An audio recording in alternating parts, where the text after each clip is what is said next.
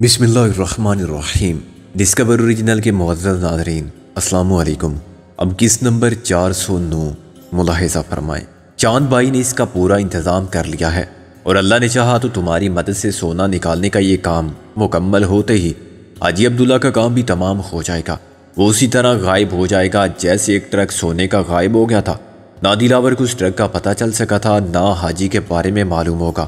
یہ تو خطرناک کام ہے۔ اس میں فریقین کے درمیان آتشی اسلحے سے خطرناک جنگ بھی ممکن ہے۔ اپنی حفاظت کرنا اور میری طرف سے بے فکر رہنا، میں تمہارے ساتھ ہوں۔ اس کاغذ کو غائب کر دینا، ممکن ہوا تو میں پھر تم سے رابطہ قائم کروں گی۔ اور ہاں، محسن اسی لانچ پر ہے اور بالکل خیریت سے ہے۔ میرا اسے کوئی رابطہ نہیں، مگر میں نے اسے دور سے دیکھا تھا۔ وہ کمرے میں بیٹھا ہوا ناشتہ کر رہا تھا۔ اگر میں شاید اور لکھنے کی اسے مہلت نہیں ملی تھی۔ میں نے کاغذ کو مٹھی میں دبا لیا تھا۔ میں رابعہ سے بہت کچھ کہنا چاہتا تھا لیکن اب نہیں کہہ سکتا تھا۔ تم اس چاند بھائی حرام زادے سے کہہ دینا کہ وہ دن کبھی نہیں آئے گا۔ میں نے رابعہ کی بات ختم ہوتے ہی دانت پیس کر کہا، میں اتنی آسانی سے مرنے والا نہیں ہوں۔ مرا تو اسے لے کر مروں گا۔ خدا کے لیے ایسی باتیں مت کرو۔ تم کیا سمجھتے ہو میں اس کی امیدوں پر پوری ہونے تک زندہ رہوں گی؟ تم نہ رہے تو میں رہوں گی۔ ہم میں سے کون ہے جو تنہا جینے کی آرزو رکھتا ہے؟ لیکن ابھی مجبوری ہے، مجھے واپس تو جانا ہی پڑے گا۔ میں تم کو نہیں جانے دوں گا رابعہ۔ مجھے پانے کے لیے تم کو کچھ کرنا ہوگا سکندر۔ بتاؤ کرو گے؟ کروں گا۔ میں تمہاری قسم کھا کے کہتا ہوں کہ کروں گا۔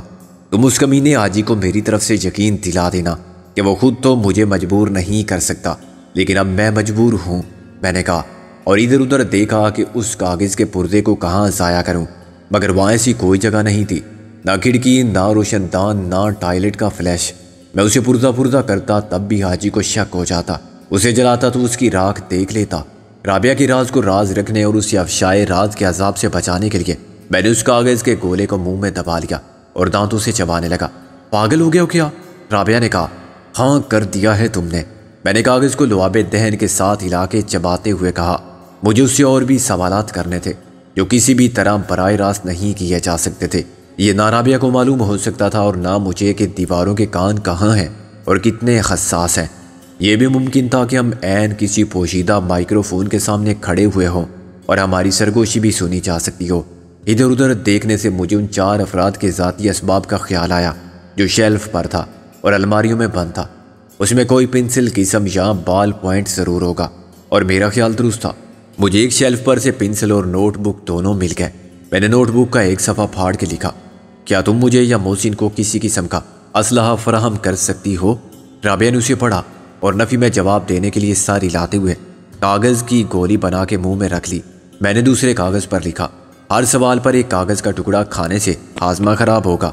بہتر ہوگا اگر تم یہ پاکٹ سائز ڈائری مجھے کھانے دو۔ مجھے ویسے بھی بھوک لگی ہوئی ہے اور بھوک میں نوٹ بک یا رجسٹر تک کھایا جا سکتا ہے۔ وہ تحریر کو پڑھ کر مسکرائی۔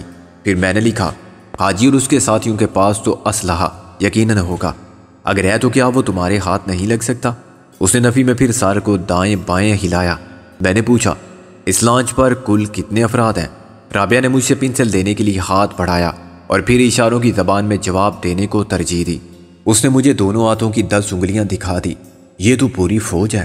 میں نے لکھا، کیا یہ سب مسلح اور خطرناک لوگ ہیں؟ رابعہ نے اقرار میں سر ہلایا۔ کیا لانچ حاجی کی ہے اور کیا یہ اسمگلنگ میں استعمال ہوتی ہے؟ رابعہ نے پھر اس بات میں جواب دیا۔ ہم کہاں جا رہے ہیں اور کب سے سفر کر رہے ہیں؟ اس بات کا جواب دینے کے لیے رابعہ نے مجھ سے پنسل اور نوٹ بک لے لی اور انتہائی شکستہ خط میں لکھا، ہم ساحل مکران کے قریب ہیں لیکن آپ واپس جا رہے ہیں۔ اس نے نوٹ بک مجھے تھما دی۔ میں نے صفحے کی پشت پر لکھا، تمہیں کچھ معلوم ہے کہ میں کب سے یہاں ہوں؟ میں بے ہوش پڑا ہوا تھا۔ رابعہ نے لکھا، کل سے تم یہاں دوپہر کے وقت لائے گئے تھے، تم سو رہے تھے خواب آور دوا کے اثر سے۔ میں نے لکھا، اس وقت کیا بجہ ہے؟ رابعہ نے لکھ کر جواب دیا، صبح کے 8:30 بجے ہیں۔ میں نے صفحہ پھاڑا اور اس کی گولی بنا لی۔ اس تمام عرصے میں میرے جبڑے رابعہ کے خط کو پیسنے میں مصروف رہے تھے اور اب کاغذ اتنا نرم ہو گیا تھا کہ میں اسے کسی معجون کی طرح نگل سکتا تھا۔ غالباً کسی عاشق نے اپنی محبوبہ کے نام الفت کو اتنی رغبت اور میرے سے پہلے نوش نہیں فرمایا ہوگا۔ یہ معجون الفت میرے خلق میں پھنس گئی۔ میں نے ایک مکہ سینے پر مارا اور گردن کو کئی بار جھٹکا۔ نامہ محبت میرے معدے میں اتر گیا۔ میں نے کامیابی اور فخر سے آنکھیں چمکا کے رابعہ پر واضح کیا کہ اس کا راز ہمیشہ کے لیے میرے سینے میں بلکہ اس سے بھی نیچے دفن ہو گیا۔ پھر میں نے معجون الفت کی دوسری گولی کھائی۔ پنسل میرے ہاتھ میں تھی اور میں اگلا سوال لکھنے ہی والا تھا کہ دروازہ دڑام سے کھلا اور حاجی عبداللہ اندر آ گیا۔ اس وقت مجھے نادانستگی میں سرزد ہونے والی غلطی کا احساس ہوا۔ ہم تحریری گفتگو میں اتنے گم تھے کہ زبانی گفتگو بھول گئے تھے، اور یہ خاموشی کا وقفہ شاید دو بچھڑے ہوئے محبت کرنے والوں کی ملاقات کا ریڈیو ڈرامہ سننے والوں کو غلط لگا تھا۔ ان کے ذہن میں قدرتی طور پر یہ سوال پیدا ہوا ہوگا کہ ہم باتیں نہیں کر رہے تو پھر خاموشی سے کیا کر رہے ہیں۔ حاجی نے مجھے رنگے ہاتھوں پکڑ لیا تھا، مگر میں نے اپنی اعلیٰ اداکاری سے اس کے شکوک کی بنیاد کمزور کر دی۔ میں نے رابعہ سے کہا، میں تمہیں محسن کے نام رکا دیتا ہوں۔ رابعہ نے نفی میں سر ہلایا۔ اول تو مجھے یقین نہیں کہ وہ بھی لانچ پر ہے، اور ہوتا تب بھی۔ پھر وہ خاموش ہو گئی۔ خیر سے بڑی دیر بعد بولے۔ حاجی نے معنی خیز لہجے میں کہا، جی ہمارا یہ ہے کہ کم بولتے ہیں، عقل مندوں کی طرح۔ مثلاً الو جو کہ انگریز قوم کے نزدیک دانائی کا مظہر ہے، رات کو کبھی کبھار بولتا ہے مگر کتے ہر وقت بھونکتے رہتے ہیں اور قافلہ چلتا رہتا ہے۔ میں نے اس کو چکر دینے کے لیے کہا، ماشاءاللہ زبان پھر چلنے لگی ہے کینچی کی طرح، بیچ میں کیا ہو گیا تھا، کیوں چپ تھے؟ وہ بولا، اب کیا عرض کروں حاجی صاحب، آپ تو ماشاءاللہ سے خود دنیا دار سمجھدار بد کردار ہیں۔ میں نے کہا، ایسی خلوت آپ کو ملے گی تو آپ کیا کریں گے؟ صرف باتیں، اور وہ بھی اپنی شریک حیات سے؟ تم چلو باہر۔ حاجی نے رابعہ کو حکم دیا اور مجھ سے نوٹ بک لے لی۔ اس نے کاغذ کو روشنی کے رخ کر کے دیکھا۔ پنسل کے دباؤ سے نیچے والے کاغذ پر بھی کچھ نقش بن گئے تھے، مگر انہیں یوں نہیں پڑھا جا سکتا تھا۔ یہ کام کسی فنگر پرنٹ لیبارٹری ہی میں ممکن تھا۔ اس نے نوٹ بک کو خاصی ناگواری سے ایک طرف پھینک دیا۔ اسے شک ہو گیا تھا کہ ہم نے اس کی انتظامات کے باوجود پیغام رسانی کا ذریعہ پیدا کر لیا تھا۔ رابعہ کو حاجی کے ہم رکاب رہنے والے 2 حکم کے غلام باہر لے گئے۔ ان کی جگہ 2 نئے غلام آ گئے۔ یہ سب غلام ایک سے کپڑے پہنتے تھے، سر سے پیر تک خاکی لباس، پی کیپ، سیاہ چشمے، قدو قامت میں بھی وہ ایک سے تھے۔ حکم کی بجا آوری میں ان کا مشینی انداز، ان کی خاصی تربیت اور ڈسپلن کی سختی کا نتیجہ لگتی تھی۔ وہ ایک سا اسلحہ رکھتے تھے اور ایک لمحے کے لیے بھی غافل نہیں ہوتے تھے۔ اوپر نیچے ہوتی کشتی کے اچکولوں سے میرا ڈرنا ایک قدرتی امر تھا۔ ان کی انگلی ٹریگر پر رہتی تھی اور خفیف سا جھٹکا لگنے سے میرا جھٹکا ہو سکتا تھا۔ ہم نے اپنا وعدہ پورا کیا، الحمدللہ۔ حاجی عبداللہ نے تسبیح گھماتے ہوئے کہا، اب تمہارا کیا ارادہ ہے؟ آدمی کے ارادے سے کیا ہوتا ہے حاجی صاحب؟ میں نے سر داں بھر کے کہا، وہی ہوتا ہے جو منظور خدا ہوتا ہے۔ پھر بھی کچھ تو سوچا ہوگا تم نے؟ جی سوچا تو ہے کہ بعد عقد اپنی منکوحہ کے ساتھ سعادت حج بیت اللہ حاصل کروں آپ کی اعانت سے۔ میں نے کہا، تمہاری یہ خواہش بھی ہم پوری کریں گے۔ حاجی نے ضبط سے کام لیا، پہلے یہ بتاؤ کہ تم تعاون کرو گے یا نہیں؟ تمہارے پاس سوچنے کے لیے پورا دن پڑا ہے۔ رات تک ہم اسی علاقے میں ہوں گے جہاں تم نے سینکڑوں من سونا غرق کیا تھا۔ اگر تم نے صحیح مقام کی نشاندہی کر دی تو صبح ہونے سے پہلے تم کو ایک لائف بوٹ فراہم کر دی جائے گی۔ تم اپنے دوست محمد اور رابعہ کے ساتھ جا سکو گے۔ اگر میں نے ایسا نہ کیا یا مجھ سے غلطی ہوگی اس مقام کو پہچاننے میں، یا وہ سونا نہ ملا، سونا ہوگا تو ضرور ملے گا۔ دیکھیں نا جی، یہ سمندری پانی ہے، اس میں تو سالم بحری جہاز گھل جاتے ہیں۔ اس کے علاوہ سمندری مخلوق ہے، شارک اور ویل جیسی، وہ سب کچھ کھا جاتی ہیں۔ آپ سینکڑوں من سونا ہضم کر سکتے ہیں تو کیا ویل نہیں کر سکتی؟ ہم تمہاری اس مذاق سے محفوظ ہوتے، لیکن برخوردار، ہم اس وقت تمہاری شوق گفتاری دیکھیں گے جب عدم تعاون کے نتائج سامنے آئیں گے۔ ہم رابعہ کو واپس بھیج دیں گے اور محسن کو کفن پہنا کے تمہارے حوالے کریں گے کہ اب اس کا مزار جہاں چاہو بناؤ، وہیں تمہارا مزار بھی بنا دیا جائے گا، اور ہم رابعہ کو تمہاری خر برسی پر وہاں فاتحہ خوانی کے لیے لائیں گے۔ ایک لمحے کے لیے میرا دل خوف سے بھر گیا۔ الفاظ کتنے ہی جھوٹے کیوں نہ ہو، اپنا مفہوم رکھتے ہیں اور تاثر رکھتے ہیں، جیسے فلمیں جن کا حقیقت سے کوئی تعلق نہیں ہوتا، لیکن وہ اپنے المیہ انجام سے دلوں کو بوجھل اور خواتین کو اشک بار کر دیتی ہیں۔ تصور نے مجھے ہر جملے کے ساتھ ایک تصویر دکھائی جو حقیقی نہیں تھی، لیکن اس سے بھی میں وقتی طور پر دہشت زدہ ہوا تھا۔ قبلہ حاجی صاحب، میں نے کہا، کہنے کا مطلب یہ ہے کہ آپ کو کیا معلوم کہ کل کی سیر ہونے تک کس پر کیا گزرے؟ ممکن ہے یہ سب ایسے ہی ہوں مگر کردار بدل جائیں۔ مزار آپ کا بنے اور ہم ہر سال عرس پر قوالی کریں۔ حاجی کا چہرہ بگڑ گیا، اس کی آنکھیں انگارہ ہو گئیں اور وہ ریچھ کی طرح پھنکارنے لگا، لیکن اس نے فوراً ہی اپنی حالت پر قابو پا لیا۔ اس نے پلٹ کر اپنے غلاموں سے کہا، اسے 1 نمبر میں لے جاؤ، اور خود واک آؤٹ کر گیا۔ یہ 1 نمبر کیا ہے بھائی؟ First class? میں نے خوش دلی سے کہا، ہر بحری جہاز پر ہوتے ہیں فرسٹ کلاس مسافر۔ چلو، ایک حکم کے غلام نے گھرا کر کہا۔ اگر میں کہوں کہ تھینک یو، میں یہیں ٹھیک ہوں، میں نے کہا۔ دوسرے حکم کے غلام نے جیب میں سے وہی چھوٹا سا ریوالور نکالا جس سے بے حس کرنے والے زہریلے تیر فائر کیے جاتے تھے۔ اس نے ایک تیر لگا کے پستول کا رخ میری طرف کیا۔ اچھا بھائی، میں چلتا ہوں، مگر یہ فاؤل پلے ہے، میں نے باہر جاتے ہوئے کہا۔ انہوں نے مجھے کوئی ایسا موقع فراہم نہیں کیا جس سے فائدہ اٹھاتے ہوئے میں ان کا تیا پانچا کر سکتا یا ان سے ہتھیار چھین سکتا۔ حاجی عبداللہ نے اپنے حکم کے غلاموں کو میرے بارے میں بہت اچھی طرح بریفنگ دی تھی۔ وہ جانتے تھے کہ میری تباہ کاری کی صلاحیت کیا ہے۔ ایک نمبر خود حاجی عبداللہ کا کیبن تھا، اور جیسا کہ ایک کروڑ پتی اسمگلر اور لانچ کے مالک کے ذاتی استعمال کا کمرہ ہونا چاہیے، یہ ویسا ہی پرشوکت تھا۔ بہترین قالینوں اور پردوں سے آراستہ، ایئر کنڈیشنڈ، پرتکلف اور کشادہ۔ ایک کنارے پر خوبصورت اور آرام دہ ڈبل بیڈ تھا، اس کے بالکل سامنے والی دیوار پر ٹی وی نصب تھا۔ کمرے کے چار کونوں میں رنگین شیڈ والے 4 لیمپ روشن تھے، جن سے سبز رنگ کا ٹھنڈا خوابناک اجالا بڑی نرمی سے پھیلتا تھا۔ دوسرے گوشے میں گول قالین پر صوفہ سیٹ لگا ہوا تھا، اور درمیان میں ماربل ٹاپ والی گول میز پر میرے لیے ناشتہ تیار تھا۔ ابھی میں اس خاطر مدارت اور حسن سلوک کے بارے میں حاجی تک شکریہ ارسال کرنے کی سوچ ہی رہا تھا کہ دونوں حکم کے غلام اباؤٹ ٹرن ہو کے واپس چلے گئے۔ میں نے پلٹ کر دیکھا تو اسی دروازے سے رابعہ مسکراتی اندر آ رہی تھی۔ اس عنایت خسروانہ کا مطلب؟ میں نے کہا۔ آخری خواہش کی تکمیل؟ حاجی کے ذہن میں تو یہی ہوگا۔ رابعہ نے صوفے پر بیٹھتے ہوئے کہا، کیا تم پہلے غسل کرو گے؟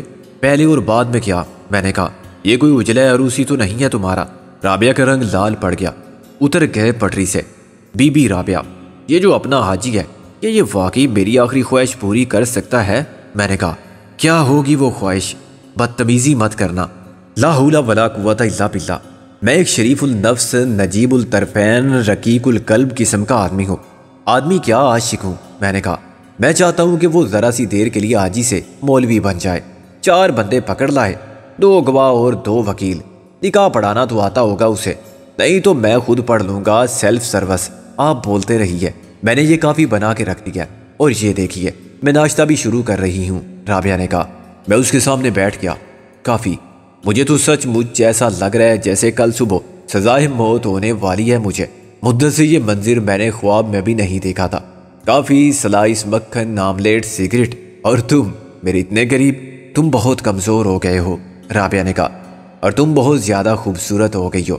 یہ غیر جانبدارانہ، غیر جذباتی اظہار حقیقت ہے، اور اس سے یہ بھی ثابت ہوتا ہے کہ تمہاری زندگی خاصی فراغت میں گزری۔ فکریں بھی چہروں پر اپنی تحریریں چھوڑ جاتی ہیں، لیکن تمہیں افزائش حسن کے تمام مواقع حاصل رہے۔ چاند بھائی نے تو تمہارے لیے پرسنل بیوٹی پارلر قائم کر دیا ہوگا۔ رابعہ ارزدہ ہو گئی۔ تم تانا دے رہے ہو مجھے یا طنز کر رہے ہو مجھ پر؟ تم سے لڑنے کو دل چاہتا ہے، میں نے کہا۔ ابھی تک تو خیر میں جذباتی ہو رہا تھا تم سے مل کر، لیکن وہ بات ابھی باقی ہے۔ کون سی بات؟ وہ کٹ کر بولی، یہ جو تم نے خود اپنی مرضی سے مجھ سے دوری اختیار کر لی ہے۔ میری اختیار میں کچھ نہیں تھا، میں بتا چکی ہوں کہ میں کل بھی اتنی ہی مجبور تھی جتنی آج ہوں۔ یہ غلط ہے۔ تم کو کاف سے اتر کے آ سکتی ہو تو کسی چھت سے اتر کے بھی فرار ہو سکتی ہو۔ میں نے میز پر مکہ مارا، اور تم میرے خوابوں میں آ سکتی ہو بغیر پوچھے۔ ناشتہ کرو چپ چاپ، وہ بولی۔ محسن کوئی آہٹ کیے بغیر اندر آ گیا۔ ہیلو، کیا میں اندر آ سکتا ہوں؟ محسن، میں نے بڑے جوش و خروش سے اس کی طرف دوڑ لگائی۔ یار بس تیری ہی کمی تھی، آپ میرے ساتھ آخری توہم کر۔ یہ سب کیا سلسلہ ہے؟ محسن نے کہا۔ رابعہ، کیا تم حاجی عبداللہ کی چوتھی بیوی بن چکی ہو؟ یہ کیا گھٹیا مذاق ہے؟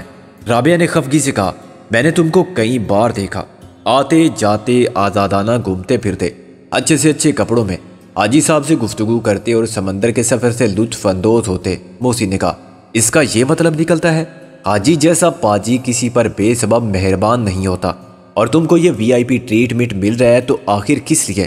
محسن کا لہجہ بہت تلخ تھا۔ تم نے کون سے دکھ جھیلے ہیں یہاں؟ شاید یہ رعایت بھی تمہارے طفیل ملی ہوگی۔ تم نے کہا ہوگا حاجی صاحب سے کہ یہ میرے پرانے شناسہ ہیں۔ رابعہ اٹھ کھڑی ہوئی۔ تم میری تذلیل کر رہے ہو۔ ہم بھی بہت ذلیل ہو چکے ہیں خاتون، محسن نے کہا۔ ارے تم سچ مچ لڑنے لگے؟ میں نے رابعہ کو ہاتھ پکڑ کے بٹھا دیا۔ محسن، ہماری اور حاجی کے درمیان سمجھوتا ہو گیا ہے، یعنی MRS اب دلاور اینڈ کمپنی کے ساتھ مل گئی ہے۔ فضول بکواس مت کر۔ سمجھوتا صرف ایک مسئلے پر ہوا ہے جس کا تعلق ہماری آزادی سے ہے۔ ہم اپنی آزادی خریدیں گے۔ حاجی نے اس کی ایک قیمت طلب کی تھی، میں نے وہ قیمت ادا کرنا منظور کر لیا۔ اور یہ قیمت کیا تھی؟ محسن کا لہجہ بدستور تلخ رہا۔ ہم وہ سونا حاجی کے سپرد کر دیں گے جو ہم نے دلاور اینڈ کمپنی کا اسلحہ سمجھ کے سمندر میں غرق کر دیا تھا۔ میں نے کہا وہ سونا اب کہاں ہے؟ وہیں جہاں ہونا چاہیے۔ مجھے معلوم ہے وہ جگہ۔ محسن نے نفی میں سر ہلایا۔ وہ حکومت نے کب کا نکال لیا ہوگا۔ ہم نے کوسٹ گارڈز کو اطلاع دے دی تھی۔ میں نے اسے آنکھ ماری۔ انہیں کسی نے اطلاع نہیں دی تھی، اور یہ بات آج رات ثابت ہو جائے گی۔ کل صبح ہم آزاد ہوں گے، میں، تم اور رابعہ۔ کہاں؟ عدم آباد جانے کے لیے؟ نہیں، حاجی نے وعدہ کیا ہے کہ ہمیں ایک لائف بوٹ فراہم کر دی جائے گی۔ میں نے بڑے جوش سے کہا تو پاگل ہو گیا ہے، اس پر اعتبار کر رہا ہے جو بچھو سے زیادہ ناقابل اعتبار ہے۔ محسن نے کچھ دیر بعد کہا میں یہ چانس لوں گا۔ میں نے کہا اگر آزادی نہ ملی تو موت ملے گی، ایک ساتھ مر جانا اچھا ہے۔ تو مر جا رابعہ کے ساتھ، میرے بیوی بچے ہیں، میں ان کو نہیں چھوڑ سکتا۔ تو ان کے پاس جا بھی نہیں سکتا، وہ تیرے پاس نہیں آ سکتے۔ میرے یا تیرے اختیار میں کیا ہے؟ میں نے کہا یہ کھیل تو اب ختم ہی سمجھنا چاہیے۔ غالب اور نازو بھی نہیں رہے، رابعہ نے ساتھ چھوڑ دیا، ٹیڈی مر گیا، ہم تین بھی قید میں ہے۔ کون جانے کل اس قید سے چھوٹیں گے یا باقید خیال سے۔ ہمارے درمیان یہ فردی لڑائی دوپہر تک جاری رہی۔ دوپہر کے کھانے کے بعد حاجی نے ہم سب کو الگ کر دیا۔ رات تک میں ایک ایسے کمرے میں بند رہا جس میں صرف ایک بیڈ تھا، مردہ بدست زندہ۔ میں اس قید تنہائی پر احتجاج بھی نہیں کر سکتا تھا، اور یہ مطالبہ بھی نہیں کر سکتا تھا کہ مجھے رابعہ کے ساتھ رکھا جائے یا محسن کے ساتھ۔ اسے اندیشہ تھا کہ ہم تینوں مل کے کوئی کسی طرح کی گیم بنا سکتے ہیں، اور اس کا بنا بنایا کھیل بگڑ جائے گا۔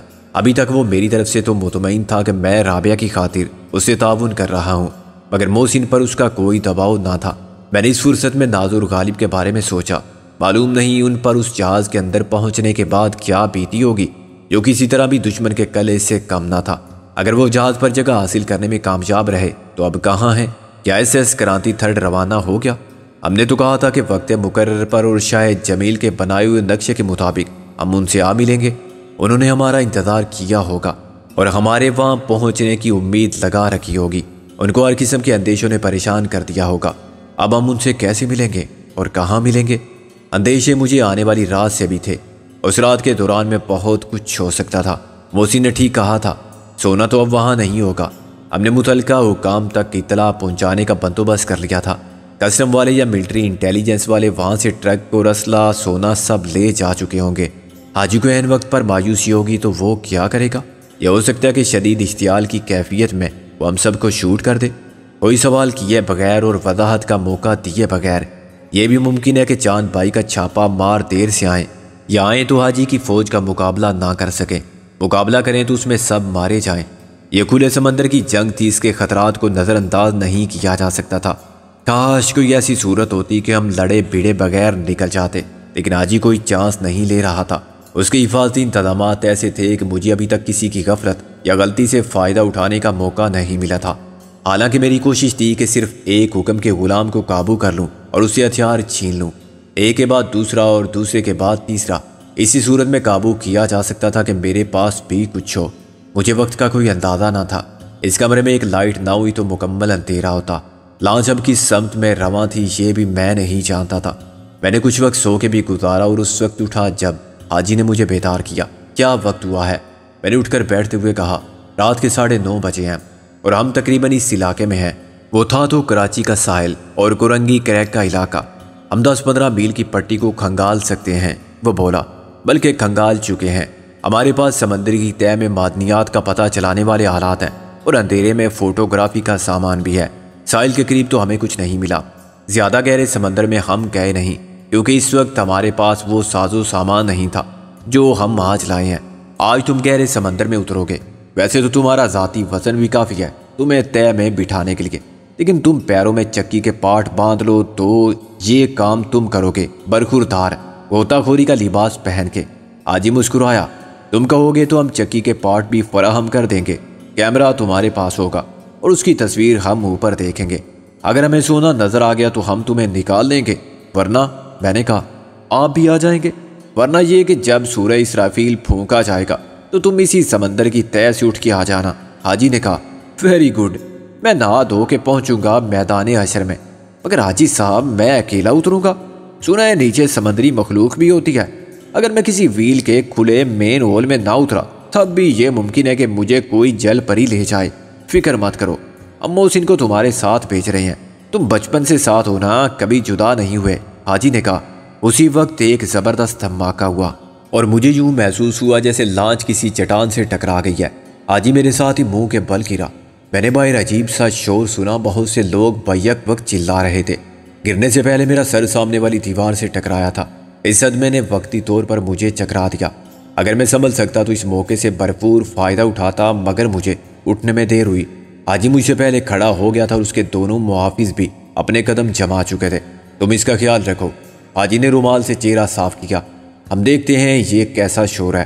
وہ پلٹا اور اس کے پیچھے کھڑے ہوئے دونوں حکم کے غلاموں نے اسے راستہ دیا۔ یہ پہلی غلطی تھی جو حاجی سے میرے معاملے میں سرزد ہوئی۔ اگر وہ چاہتا تو محافظوں کو اپنے ساتھ ہی لے جاتا اور دروازہ پہلے کی طرح باہر سے مکفل کر جاتا، مگر اس کا ارادہ فوراً واپس آنے کا تھا۔ عین اس وقت جب وہ دونوں محافظوں کے درمیان اور کھلے دروازے کی سیر میں تھا، میں نے اس پر جست لگائی۔ فلائنگ کک کا اس سے بہتر اور بھرپور استعمال میں نے پہلے کبھی نہیں کیا تھا۔ اس کک نے حاجی کو دروازے سے یوں باہر پھینک دیا کہ وہ توپ سے نکلے ہوئے گولے کی رفتار سے گیا اور منہ کے بل گرنے کے بعد بھی گھسٹتا ہوا چند گز کا فاصلہ طے کر کے ایک دیوار سے جا ٹکرایا۔ اندر دونوں محافظ بوکھلا گئے تھے۔ میں نے فلائنگ کک مارنے سے پہلے ان کی پوزیشن کا بھی صحیح اندازہ کر لیا تھا۔ میرے دونوں ہاتھ اس وقت پھیلے ہوئے تھے جب میرے پاؤں حاجی کی پشت سے ٹکرائے۔ دونوں محافظ میرے جہاز کے پروں کی طرح پھیلے ہوئے بازوں سے بچ نہ سکے۔ جب میں گرا تو وہ بھی دیوار سے ٹکرا کے گر چکے تھے۔ موقع ملتے ہی میری حیوانی جبلت، جسمانی صلاحیت اور پیشہ ورانہ مہارت ایک قوت بن گئی۔ میں بجلی کی طرح اٹھا اور ابھی ایک محافظ سنبھلا بھی نہ تھا کہ میں نے پوری قوت کے ساتھ اس کی گردن پر کک ماری۔ پھر اس کی طرف دیکھے بغیر میں تیزی سے پلٹا اور دوسرے کو گردن سے پکڑ کر کھینچ لیا۔ وہ گھٹنوں کے بل بیٹھ کے میرا نشانہ لے رہا تھا۔ جب میں نے اسے گھما کے فرش پر مارا تو اس کی گردن پر اپنی گرفت ڈھیلی نہیں کی، خود اپنے جسم کے وزن کی متحرک قوت نے اس کی گردن توڑ دی۔ اب میں پہلے والے محافظ کی طرف متوجہ ہوا۔ میری کک اس کے نرخرے پر پڑی تھی۔ اس کی آواز بند ہی نہیں ہوئی تھی، سانس بھی رک گئی تھی۔ یہ مشکل سے 30 سیکنڈ کا عمل تھا جس نے حاجی کو ناک آؤٹ کیا اور اس کے دونوں محافظوں کو ان کے فرائض سے ہی نہیں، بار زندگی سے بھی صدقدوش کر دیا۔ میں نے دروازے سے جھانک کر دیکھا تو حاجی عبداللہ اٹھ کے فرار ہو رہا تھا۔ اس کی چال بہت مضحکہ خیز تھی۔ یوں لگتا تھا جیسے اس نے خوب پی رکھی ہے۔ وہ چلا کے محافظوں کو پکار رہا تھا۔ میں نے دونوں مردہ محافظوں کے ہتھیار قبضے میں کیے۔ ان کی آٹومیٹک ریوالور روسی ساخت کے تھے، لیو گرمائن قسم کے، مگر جدید ترین اور دلاور اینڈ کمپنی کا عطیہ۔ ان میں سے ایک میں نے اپنے ہاتھ میں رکھا۔ ایک محافظ کے پاس سے مجھے زہریلے تیروں والا پستول بھی ملا۔ اس کی واسکٹ نما شرٹ کی اوپر والی جیب سے 2 تیر بھی برآمد ہوئے جو میں نے اپنی جیب میں رکھ لیے۔ حاجی میری نظروں سے غائب ہو چکا تھا۔ میں کھلے دروازے سے باہر آیا اور اس مختصر سی راہداری سے گزرا جس میں حاجی کچھ دیر پڑا رہا۔ دائیں طرف اوپر جانے کا راستہ تھا۔ اوپر عجیب ہنگامہ برپا تھا۔ میں نے حاجی کو دیوانہ وار گالیاں بکتے سنا۔ پھر اوپر سے پانی کا ایک ریلا آیا جس نے مجھے سر سے پیر تک بھگو دیا۔ میں نے رابعہ کے چیخنے کی آواز بھی سنی، وہ مجھے پکار رہی تھی۔ لانچ میں گھپ اندھیرا پھیل گیا تھا اور اوپر پہنچنے کے بعد بھی مجھے کچھ سجائی نہ دیا۔ میں صرف اتنا اندازہ کر سکا کہ لانچ غرق ہو رہی ہے۔